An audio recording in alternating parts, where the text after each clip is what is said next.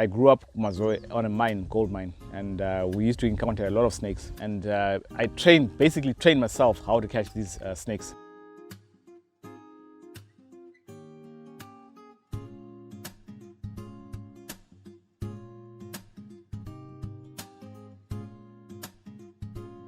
My name is Chawatama Marimo. What I'm known for is catching and relocation of snakes. When I was growing up, I was basically a different kind of kid who loved wildlife. When other kids were busy drawing cartoons in India, I was basically looking through my animal books. If any animal program comes up, I was one of those kids sitting in front of the TV looking at the animal program. So I've always been a nature lover. And when I was growing up, I was basically the same kid would be taking a fishing rod, going out.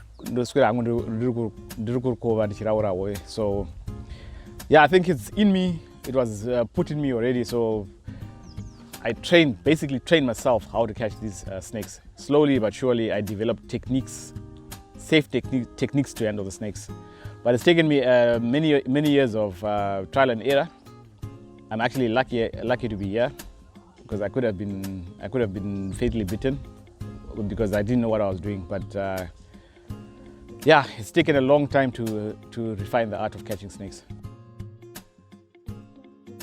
The biggest question I get asked by people is, why should we not kill snakes?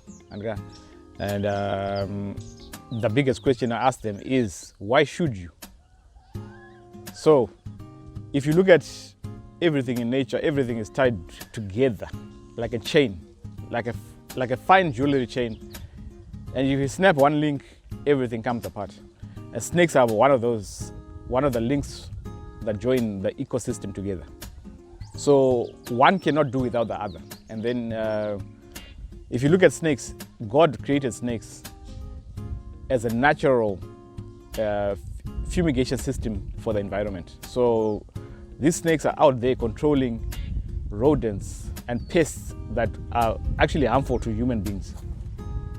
If we destroy snakes, within no time we'll start getting viruses, diseases that will come along that can actually be very dangerous to human beings. So God put in place these things to be there so that they can control what we cannot control naturally. So that's the role of snakes. They've got a very vital role in the ecosystem. As I've been catching snakes over the years, I don't see myself as just a snake catcher. I see myself as an educator of people. So if I come to your house and you've got a snake in your house, I will tell you why the snake is in the house. Maybe your gaps under your doors are too big. Maybe your house has got conditions that are attractive to snakes. Is your yard overgrown? Do you have rubbles piled up in one corner? Do you have gaps under your drawer? Do you have chickens that you're keeping in the back of your yard? All those things, I actually ask you those questions. And in that way, I'm educating you in preventing any future problems with snakes. So I see myself as an educator. Even when it comes to snake bite, I'm not an expert. I don't consider myself an expert, but I've got enough experience through the years that I've seen people getting bitten by snakes to actually give advice on issues of snake bite. That education is very important in turning around the minds of people.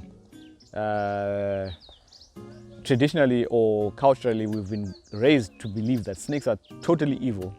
And anything that is not understood in our culture is based upon witchcraft and superstition. So through education, I've seen that I can actually change the minds of people and